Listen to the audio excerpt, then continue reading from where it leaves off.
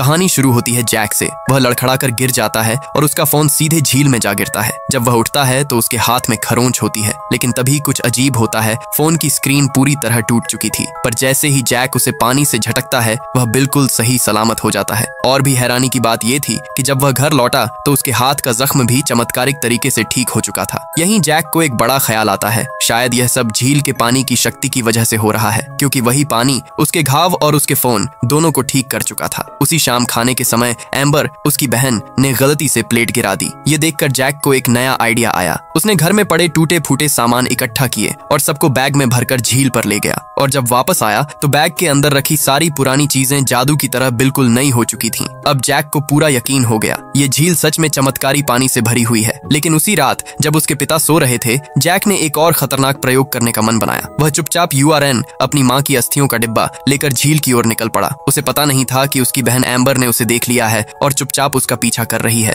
जब एम्बर झील तक पहुंची तो उसने जैक को बैग से एक डिब्बा निकालते हुए देखा। उसका भाई घबराया हुआ लग रहा था। एम्बर ने गौर किया कि वह असल में उनकी माँ की अस्थियों की कलश थी। जैक झील के पानी से अपनी माँ को जिंदा करने की कोशिश करना चाहता था। एम्बर को यह सच नहीं पता था, इसलिए उसने जैक से पूछा कि वह माँ का डिब्बा यहाँ क्यों लाया है। जैक घबरा गया और तुरंत झूठ बोला कि यह URN नहीं है, लेकिन एम्बर को उस पर बिल्कुल भरोसा नहीं हुआ। दोनों भाई बहन में बहस शुरू हो गई और फिर यह झगड़ा खेल खेल में धक्का मुक्की में बदल गया। इस टसल के दौरान एम्बर की स्केच बुक झील में गिर गई। जैक ने एक डंडी से उसे निकाल तो लिया, लेकिन फिर एम्बर को सख्ती से कह दिया कि आज रात की बात किसी को मत बताना। तभी अचानक झील से एक बड़ा बुलबुला निकलने लगा। जैक को तुरंत समझ आ गया कि झील का पानी कोई सामान्य चीज नहीं है, कुछ अजीब और खतरनाक हो रहा है। दोनों भाई बहन डर गए और वहां से भाग खड़े हुए। थोड़ी ही देर में झील का पानी उबलने लगा, जैसे उसके भीतर कुछ भयानक चीज तैयार हो रही हो। अपने पिता से छुपाने के लिए दोनों चुपचाप खिड़की से वापस अपने कमरे में आ गए। लेकिन जैसे ही जैक अपने कमरे में जाने वाला था, सुबह एम्बर ने जैक को रोककर एक डरावनी बात बताई। उसकी स्केचबुक की सारी ड्राइंग्स गायब हो चुकी थीं।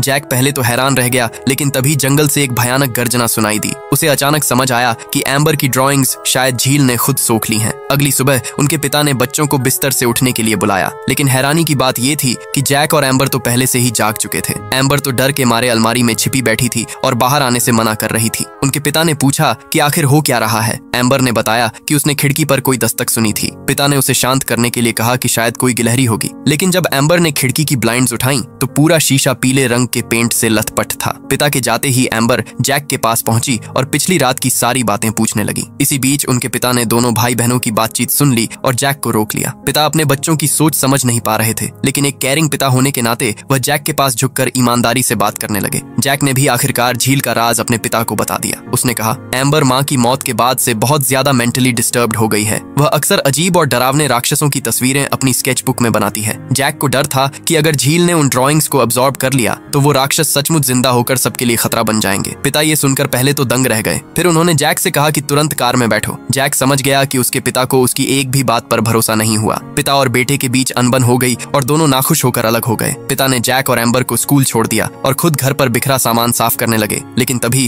कुछ अजीब और हैरान करने वाली बातें होने लगीं, जैसे कि एम्बर की वजह से टूटी हुई प्लेट अब जादू की तरह सही सलामत हो चुकी थी। उधर जैक और एम्बर स्कूल बस में बैठे थे। जैक के चेहरे पर चिंता साफ झलक रही थी। तभी एम्बर ने खिड़की से देखा कि हवा में छोटे छोटे तारे तैर रहे हैं और फिर अचानक खेतों से एक नीला विशाल हाथ बाहर निकला। कुछ ही पलों में एक बड़ा गोलाकार और डरावना राक्षस आसमान की ओर उड़ने लगा। एम्बर को झटका लगा, क्योंकि यह वही राक्षस था जिसे उसने अपनी स्केचबुक में बनाया था। यह मॉन्स्टर बहुत हिंसक लग रहा था। स्कूल बस का ड्राइवर डर गया और तुरंत बस को तेज करके भागने लगा, लेकिन गुस्से से भरा मॉन्स्टर पीछे से स्कूल बस का पीछा करने लगा और आखिरकार उसने बस को जोर से धक्का देकर मक्के के खेतों में पलटा दिया। किस्मत अच्छी थी कि खेतों ने बफर का काम किया, इसलिए बच्चों को कोई चोट नहीं आई। बस ड्राइवर जरूर सदमे में था और प्रतिक्रिया नहीं दे पा रहा था। जैक ने सबकी हालत देखी और पाया कि बच्चे ठीक थे, लेकिन तभी उन्हें एहसास हुआ कि बाहर मॉन्स्टर उनका इंतजार कर रहा था। स्कूल बस पलटने के बाद सब बच्चे डरे सहमे थे। उसी दौरान एक बच्चा बाहर निकला और जैक बाकी बच्चों को बचाना चाहता था। जैक जानता था कि ये राक्षस कहां से आया है। उसने एम्बर से पूछा, इस मॉन्स्टर से छुटकारा कैसे पाया जाए। एम्बर थोड़ी देर सोचती है और कहती है, शायद अगर तुम इसे गाना सुनाओ तो ये सो जाएगा। जैक के दिमाग में तुरंत एक आइडिया आता है। वह अपने बैग की तरफ देखता है और सोचता है कि क्यों ना कोई लोरी बजा दी जाए ताकि मॉन्स्टर सो जाए। लेकिन तभी हालात और बिगड़ जाते हैं। मॉन्स्टर ने अपने लंबे टेंटिकल्स बस के अंदर डाल दिए और बच्चों को खोजने लगा। उसी वक्त एक छोटे काले लड़के ने जल्दी से अपना मोबाइल निकाला और उस पर लोरी बजा दी।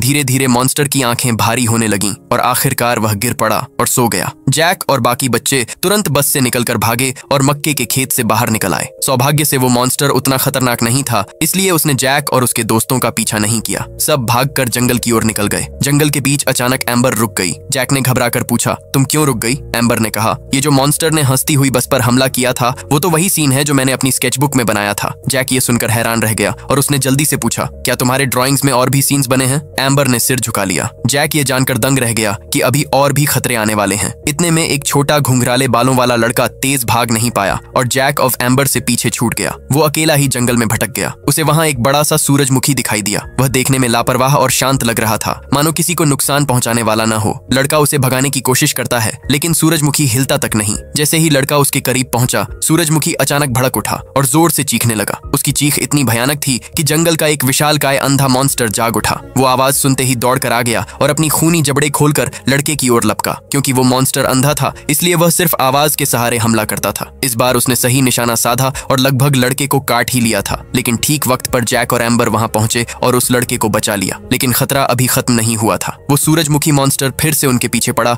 और जोर जोर से चीखने लगा ताकि अंधा मॉन्स्टर उनकी लोकेशन ट्रैक कर सके। जैक को अचानक एक आइडिया आया। उसने सूरजमुखी मॉन्स्टर को पकड़कर पास के पानी में फेंक दिया। क्योंकि ये सारे मॉन्स्टर्स एम्बर के स्केचबुक मार्कर्स से बने थे, इसलिए पानी में पड़ते ही वे घुलकर नष्ट हो सकते थे। सूरजमुखी मॉन्स्टर तो पानी में घुलकर खत्म हो गया, लेकिन अंधे मॉन्स्टर को नष्ट करने के लिए अब भी पर्याप्त पानी मौजूद नहीं था। पानी में फेंके गए सूरजमुखी मॉन्स्टर के बाद भी अंधा मॉन्स्टर पूरी तरह नष्ट नहीं हुआ। इसीलिए एम्बर ने पत्थर उठाकर दूर फेंकना शुरू कर दिया ताकि मॉन्स्टर का ध्यान भटक सके और सबको भागने का मौका मिले। इसी बीच जैक को छोटे घुंघराले बालों वाला लड़का दूसरी ओर दिखाई दिया। वो बुरी तरह फंस गया था और मदद चाहता था। दूसरी तरफ जैक और एम्बर का पिता अपने घर में बैठा बर्तन देख रहा था। वो उस प्लेट को घूर रहा था जो पहले टूटी हुई थी लेकिन अब रहस्यमयी तरीके से जुड़ गई थी। उसी समय अचानक फोन बजने लगा। पिता ने हर जगह तलाश किया और आखिरकार फोन कैबिनेट के नीचे पड़ा मिला। और भी अजीब बात यह थी कि एक कॉफी का कप कोने में रखा था जिसे पिता ने सुबह इस्तेमाल किया था। कप उठाकर देखा तो उस पर एक लाल रंग की गेंद जैसी चीज चिपकी थी। ध्यान से देखने पर वो एक लाल मकड़ी निकली। पिता ने उसे तुरंत मार दिया। तभी आंटी आई और पिता को बताया कि स्कूल से कॉल आया है। पुलिस ने बच्चों की क्रैश हुई स्कूल बस ढूंढ ली है। पिता और आंटी तुरंत वहां पहुंचे, लेकिन जब तक वो पहुंचे जैक और उसके दोस्त वहां से बहुत दूर निकल चुके थे।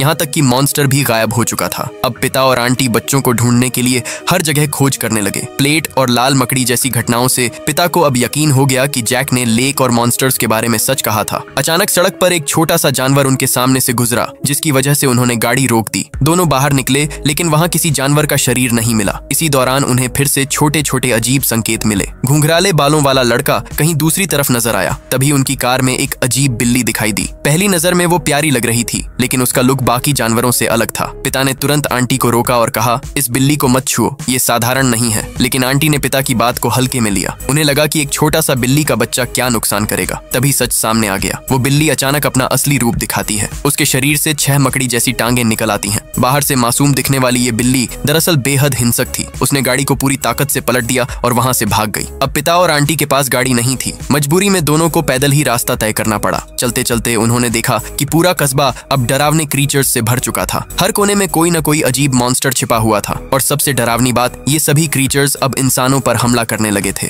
अब जैक ने फैसला किया कि इन मॉन्स्टर्स को रोकने के लिए उसे कुछ नया करना होगा। उसने ठाना कि वो एक हथियार बनाएगा। लेकिन समस्या ये थी कि ये सारे मॉन्स्टर्स एम्बर की स्केचबुक से बने थे। इनमें एम्बर की सारी नकारात्मक भावनाएं भरी हुई थीं, इसलिए इन्हें खत्म करना आसान नहीं था। जैक ने बहुत सोचकर अपनी ड्राइंग शुरू की। काफी देर मेहनत करने के बाद उसने एक हथियार बना लिया। वो एक लॉन्चर था जो थोड़ा साईफाई हथियार जैसा दिखता था। लेकिन वो लॉन्चर तब तक असली नहीं बन सकता जब तक वे सब वापस लेक तक न पहुंच जाएं। इसलिए जैक ने तैयारी शुरू की। उसने पानी की बंदूकें बनाई और उनमें पानी और डिटर्जेंट भर दिया। यही उनका गोला बारूद होगा। जैक ने अपने बैग में वो ड्राइंग संभाल कर रख दी। थी। उसी बैग में उसकी माँ की राख भी थी। जैक अब भी अपनी माँ को वापस जिंदा करने की उम्मीद नहीं छोड़े था। तभी कर्ली, छोटा घुंघराले बालों वाला लड़का, बोला कि उसे बाथरूम जाना है। लेकिन जैसे ही वो कमरे में गया, उसने देखा कि वहाँ हर जगह लाल मकड़ियां भरी हुई थीं। मकड़ियां दीवारों और छत से उतरकर सीधे कर्ली पर चढ़ने लगीं। जैक तुरंत उसकी मदद के लिए दौड़ा और कई मकड़ियों को कुचलकर मार दिया। एम्बर की चीख सुनकर बाकी दोनों भी वहां आ गए, लेकिन अब तक मकड़ियां पूरे घर के हर कोने में फैल चुकी थीं। घर के हर कोने में लाल मकड़ियां इतनी घनी और डरावनी हो गईं कि माहौल और भी भयावह लगने लगा। जैक ने तुरंत पानी की बंदूक उठाई और एम्बर के कमरे की ओर दौड़ा, लेकिन मकड़ियों की संख्या इतनी ज्यादा थी कि पानी की बंदूक उनके सामने बेअसर लगने लगी। आखिरकार जैक, एम्बर और कर्ली भागकर बाथरूम में बंद हो गए। वहां से उन्होंने चारों ओर खोजकर सारे रेड स्पाइडर्स पर हमला किया और उन्हें पूरी तरह खत्म कर दिया। लड़ाई के बाद तीनों वहीं थक कर बैठ गए। सांसें फूली हुई थीं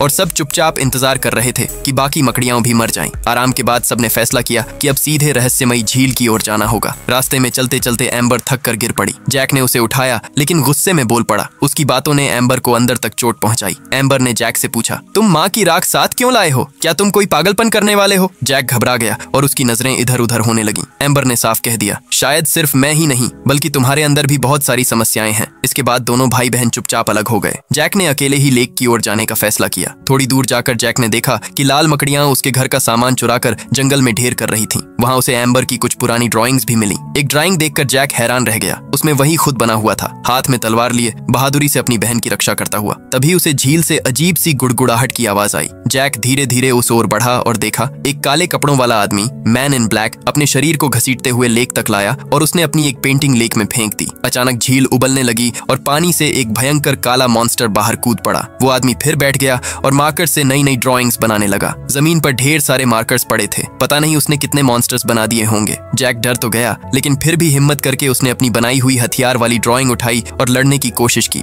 लेकिन दुर्भाग्य से पेंटिंग उसके हाथ से गिर गई। मैन इन ब्लैक गुस्से में जैक की पेंटिंग उठाकर चिल्लाया और उसे टुकड़े टुकड़े कर फाड़ दिया। जैक वापस एम्बर और कर्ली के पास पहुंचा और उन्हें सारी बात बताई। एम्बर ने कहा, वो आदमी दरअसल तुम्हारा ही अंधेरा रूप है, तुम्हारा सेल्फिश, गुस्सैल और नकारात्मक हिस्सा। जैक ने गहरी सांस ली और बहन से कहा, नहीं एम्बर, वो चीज तुम्हारी तरह बिल्कुल नहीं है। तुम बहुत स्मार्ट हो, मजाकिया हो, सबकी परवाह करती हो। कुछ घटिया ड्राइंग्स तुम्हें घटिया इंसान नहीं बनाती। ये कहकर जैक ने कैंची से एक नई ड्राइंग काटकर अपनी बहन को दिखाई और बोला, ये हो तुम। एम्बर ने मुस्कुराते हुए देखा। वो ड्राइंग दरअसल एक हीरे की तलवार थी। एम्बर ने कहा, मुझे पता है तुम्हें माइनक्राफ्ट खेलना पसंद है। मैं हमेशा से तुम्हें यही तलवार देना चाहती थी। जैक ने बहन की ओर देखा और पिछली बातों के लिए माफी मांगी। आखिरकार भाई बहन फिर से एक हो गए। अब उन्होंने मैन इन ब्लैक को हराने की योजना बनाई। कर्ली को चारा, बेट बनाया गया। वो मैन इन ब्लैक को चिढ़ाने लगा ताकि उसे लेक से दूर खींच सके, लेकिन कर्ली के सामने मुश्किल खड़ी हो गई क्योंकि मैन इन ब्लैक के बनाए हुए मॉन्स्टर्स पहले ही पूरे जंगल में फैल चुके थे। घबराकर कर्ली उल्टा भाग गया और उसके पीछे पूरी भीड़ लग गई। जैक और एम्बर ने सोचा कर्ली सफल हो गया है, इसलिए वो लेक के पास जाकर फिर से हथियार बनाने लगे। लेकिन असली झटका तब लगा जब पता चला कि मैन इन ब्लैक लेक से गया ही नहीं था। जैक ने गुस्से में आग से उसे डराने की कोशिश की, लेकिन आग का उस पर कोई असर नहीं हुआ। यहाँ तक कि उसका सिर जलाने पर भी वो बिल्कुल नहीं मरा। जब मैन इन ब्लैक जैक को खत्म करने ही वाला था, तभी एम्बर ने जल्दी से एक नई ड्राइंग बना दी। उस ड्राइंग से काले टेंटिकल्स निकले और मैन इन ब्लैक को कसकर जकड़ लिया। जैक ने तुरंत अपनी तलवार की ड्राइंग बनाई और बहन के साथ मिलकर मैन इन ब्लैक से जबरदस्त लड़ाई की। दूसरी ओर कर्ली अब भी मॉन्स्टर्स से घिरा हुआ था। वो लगभग हार चुका था। तभी समय रहते जैक का पिता और आंटी वहां पहुंच गए। दोनों ने पूरी ताकत से लड़कर कर्ली को बचाया और कई मॉन्स्टर्स को मार गिराया। और इसी समय जैक और एम्बर ने भी पूरी ताकत लगाकर मैन इन ब्लैक को हमेशा के लिए खत्म कर दिया। जैक अकेले भागकर झील तक पहुंचता है। वहां पहुंचकर वो अपना बनाया हुआ पेंटिंग झील में डाल देता है। जैसे ही पेंटिंग पानी में गिरती है, अचानक से वो एक असली हथियार में बदल जाती है। आसमान में मानो पटाखों की तरह रोशनी फूटने लगती है। लाल, नारंगी और नीली चमक पूरे आसमान में फैल जाती है। ये नजारा इतना खूबसूरत था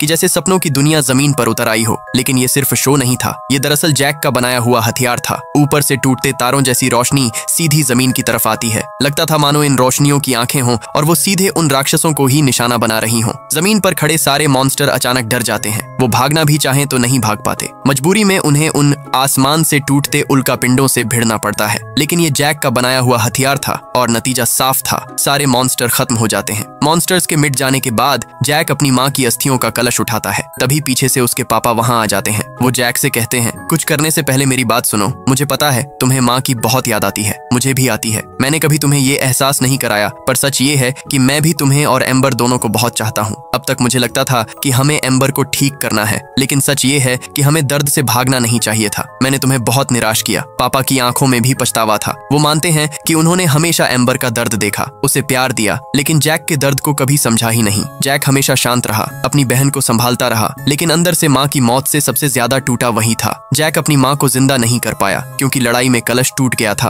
और अस्थियां जमीन पर बिखर चुकी थीं। लेकिन उसके पापा ने उसे डांटा नहीं, बल्कि कसकर गले लगा लिया। यहाँ हमें असली सच्चाई पता चलती है। जैक भले ही छोटा था, लेकिन उसने अपनी बहन की हर तकलीफ अपने कंधों पर ले ली थी। वो खुद टूटा हुआ था, लेकिन उसने कभी किसी के सामने जाहिर नहीं किया। यही उसकी सबसे बड़ी ताकत थी। आखिरकार फिल्म के एंड में सब कुछ नॉर्मल हो जाता है। परिवार फिर से एकजुट हो जाता है। एम्बर अब डरावने मॉन्स्टर्स की पेंटिंग नहीं बनाती, बल्कि जिंदगी की अच्छी चीजों पर ध्यान देती है।